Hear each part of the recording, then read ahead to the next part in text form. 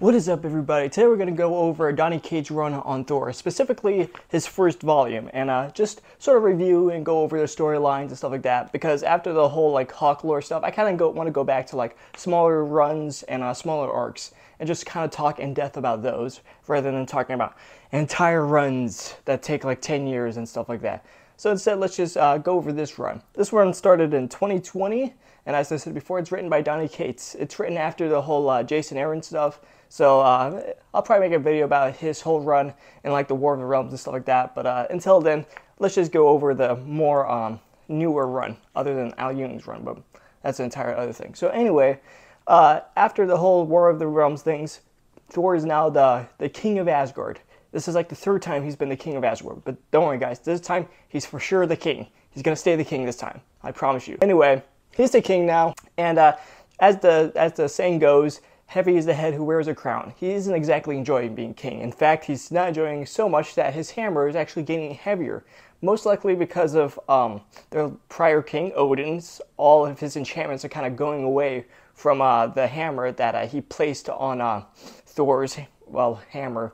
And so now it's getting heavier for Thor, and he doesn't know how to fix it. But he doesn't want anybody to know that. So while he's going to give a speech to all of his denizens that live there, Galactus, the guy who eats planets, the guy who's kind of like known for like battling the Fantastic Four and giving the Silver Surfer his powers, he comes down, crashing down. He's just like, Thor, you gotta help me. Everything's going away. Thor, please. And Thor's just like, son of a bitch, what are you doing here? You destroyed my kingdom. So they're about to, fight and stuff. Well, more or less, Thor's about to kill Galactus because he's about to, he's destroyed his little city. Until the Silver Surfer, who's not black, not black, but just, he looks black. That's the entire thing. He's like, no, you can't do this.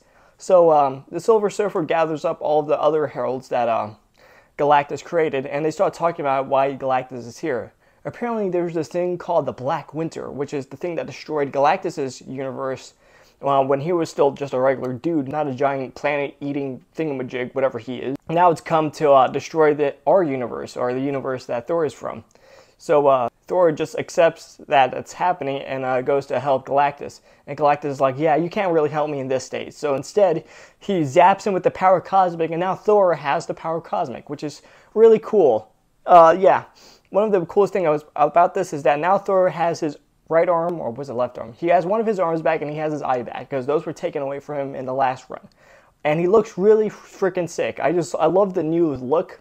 Unfortunately, it doesn't last long, but I do love the new look with the constellation of his symbol on his chest. That's really freaking cool. Anyway, next issue, Thor and Galactus go off to other worlds, so Galactus can suck up the worlds and get stronger, because if he doesn't, they'll lose against the Black Winter. While they're understanding why the Black Winter is there. Apparently, the Black Winter isn't there to destroy Thor's universe. He's just there to take back Galactus, because he survived the last universe, and that is a bit of an anomaly that can't happen. The Black Winter doesn't like that. So they go off, they start sucking up planets, and then they realize that there's one planet that has people on it. And Thor's just like, no, you can't eat this planet. There are people on this planet. And then Galactus is like, I don't give a shit. I'm gonna eat this planet. I gave you powers. I could take it back if I wanted to. And Thor is just like, no.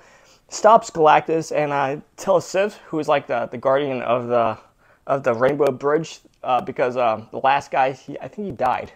I don't remember, but he's off right now. So Sif is now Lady Sif, the chick that Thor kind of has an off and on relationship with. She now has the power to use the sword to suck people in and out of the Bifrost and stuff like that.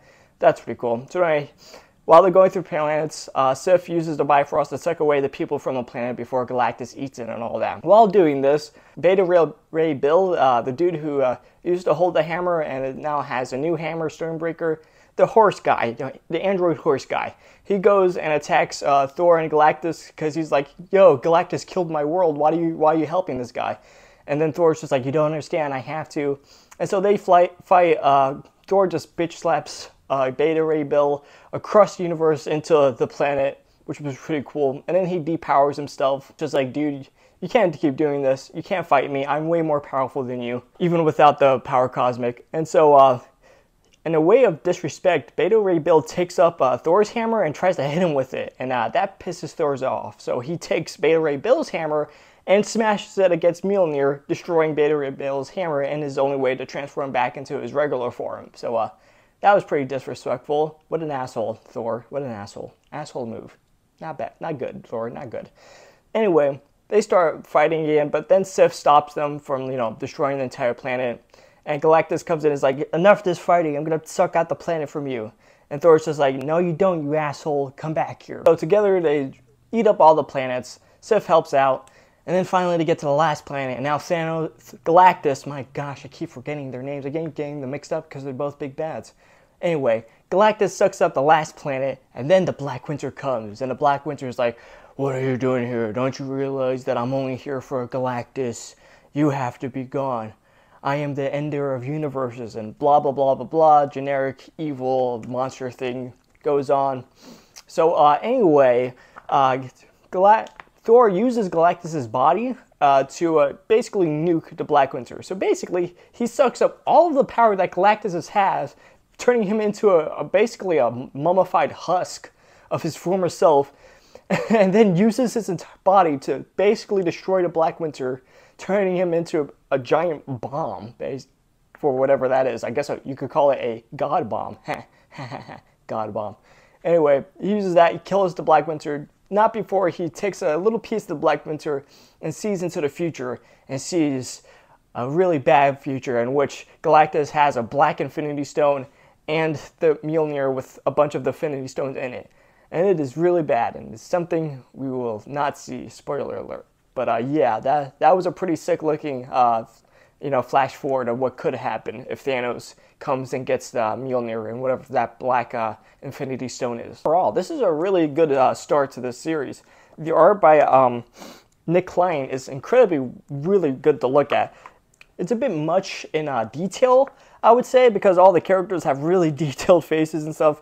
And for most part, it kind of looks a bit ugly at times. That's why I kind of prefer Nick Klein and his Hulk series, where everybody kind of looks ugly, but it kind of matches that because, the Hulk is a monster and he belongs in a monster series. But I still love it overall. I love the colors and stuff like that. The action is also really cool to look at. It's pretty brutal, honestly.